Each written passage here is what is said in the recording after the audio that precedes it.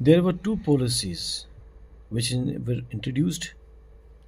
First was subsidiary alliance. It was introduced by Governor General Lord Wellesley. Now, as per this policy, Indian rulers could not have their own army. Instead, they were to be protected by the company's troops. Now, Lord Wellesley introduced this subsidiary alliance system that they entered with the Indian rulers. In that way, the British promised to safeguard them from any attacks. And who will safeguard them? The British army that will remain in their state. But the condition was there that Indian rulers cannot have their own army, cannot have any other army, any alliance with any other person. Only the British army will be there. The company's troops will be there, and they will safeguard. In that way,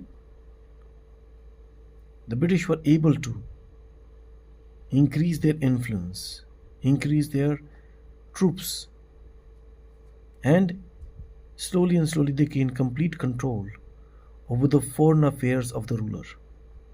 The ruler had no army, he didn't have any power.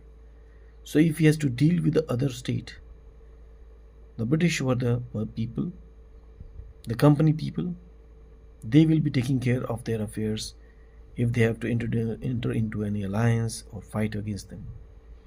The second policy that was introduced was doctrine of lapse by Governor General Lord Dalhousie.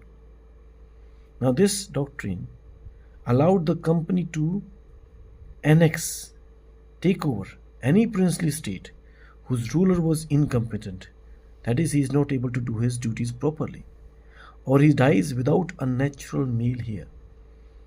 Now, in Indian states, there has been a policy if a king didn't have any natural male heir, he could adopt or he could take the any of the relative sons and appoint him as a king, but it was not allowed, and there were some states annexed in that context. Satara and Jhansi were captured and taken over by the doctrine of lapse. This is one more policy that we can see introduced by British to take over more and more Indian states without actually fighting it.